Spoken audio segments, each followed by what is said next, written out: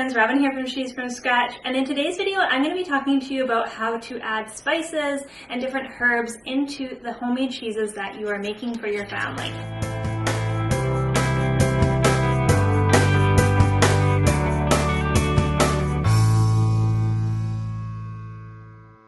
So in today's video I am going to be talking about how to add in spices and herbs into all of the different homemade cheeses that you make for your family. A lot of these cheeses can be found in my cheese making book, Cheese from Scratch, Natural Cheese Making from Home, that teaches you how to make all sorts of different homemade cheeses, everything from how to make bries to cheddars to alpines like Parmesan and Asiago. So lots of different cheeses in this book, and it also talks a little bit about how to add in spices and herbs into the cheeses that you're making.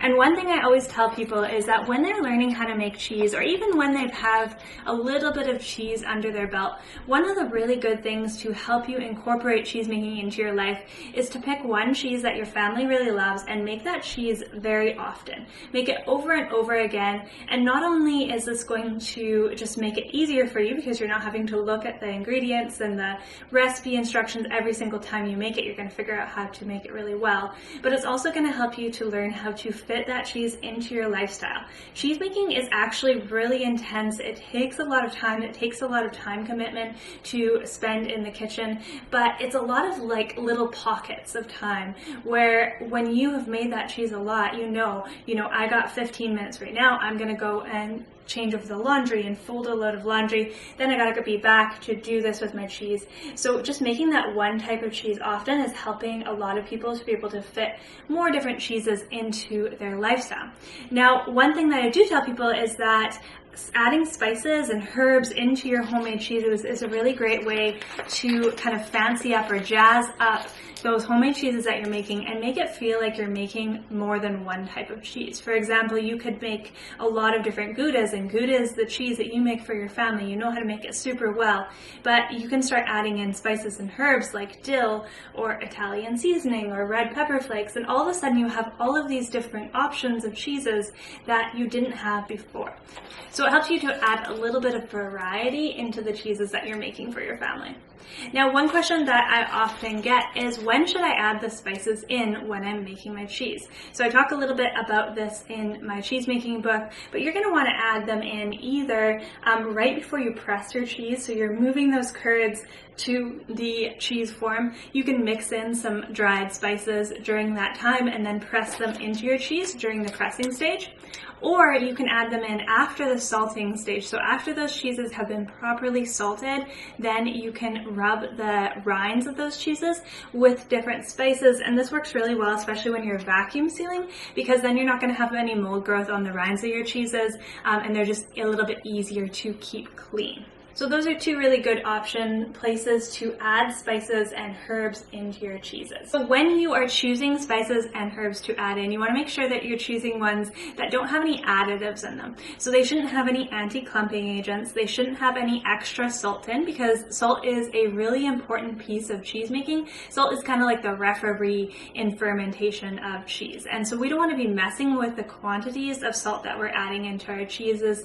So it's important that we're salting separately and adding in spices separately. They're two different things because it's really hard to measure when you have salt and spices. Just as in a little example of this, so this is a cheese that I've been getting a lot of questions about over on Instagram. I haven't shared anything about it, but people have just been seeing it in my cheese cave when I'm showing my cheese cave setup and stuff. They've seen this one kind of sitting on the top, and so I get a lot of questions because it sounds really appealing. Everything Bagel Cheddar. It was sealed on July 24th, 25, and it was made with clabber. And I wrote a little note on here, seasoning had salt in it. So I am experimenting with this cheese because I have wanted to make an everything bagel cheddar ever since I had one from Trader Joe's when I was visiting down in the United States. I had a everything bagel cheddar. Oh my goodness, it was the best thing ever. And so I've been wanting to make a cheese like that, and I just hadn't got around to kind of individually sourcing all of the different spices and things that are in everything bagel seasoning, but I had everything bagel seasoning. So I chose to do it in a cheddar because I thought that my cheddars could kind of have a little bit more salt added in before we go on to pressing them. So when you make a cheddar, for example, it's a little bit different than making a Gouda or a Colby or maybe an Alpine style cheese. Goudas, Colbys, Alpines, they are salted after you press them, whereas cheddar is salted before you press it.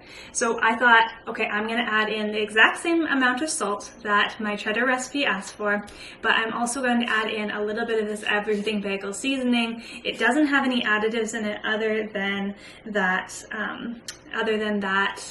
salt. So I added it in and we're just experimenting. I'm not gonna share if it works yet or not because it's just not ready to open up, but I am kind of excited to see how it goes. Now another way to do that would have been to source all of the ingredients in everything bagel seasoning separately, like the sesame seeds and the garlic and the onion powder or whatever it is, and add them all together and then just omit the salt and add them in. That would be a really safe way to do that, and it'd probably be the way that I recommend doing it for people. I just didn't have all the spices and I wanted to try it, so here we are.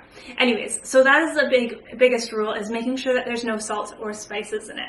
Now, if I went and added this into, say, a Gouda before I pressed it and then salted it later on, because that's how Gouda recipes go, I would actually be interfering with the fermentation of that Gouda cheese while that cheese was still in the press, which could negatively affect the cheese that I was making. So that's a really important note to know when you're making and adding spices into homemade cheese.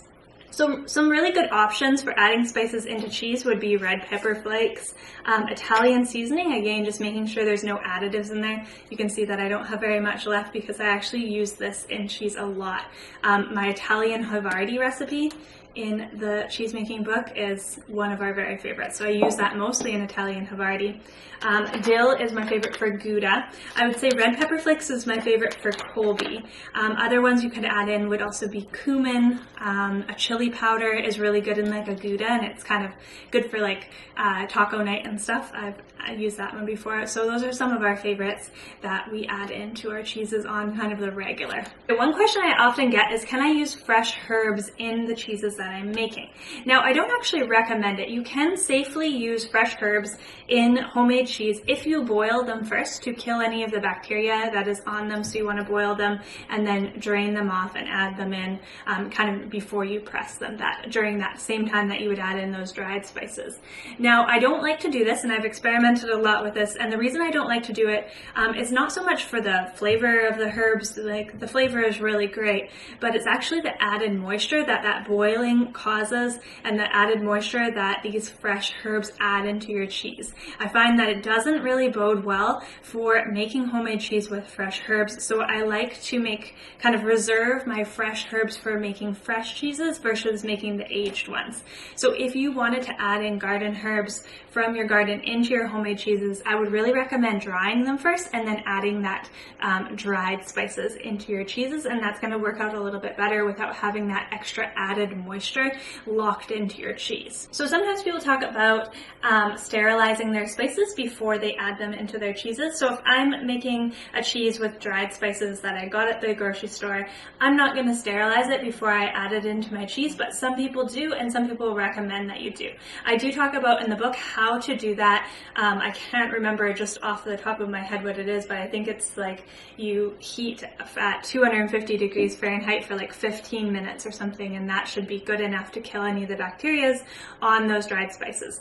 As I said, I've never sterilized my dried spices, and I can't think of a time that it probably caused a problem. But if you're worried about it, absolutely something that you can do, and it will add a little bit of peace of mind into your cheese making.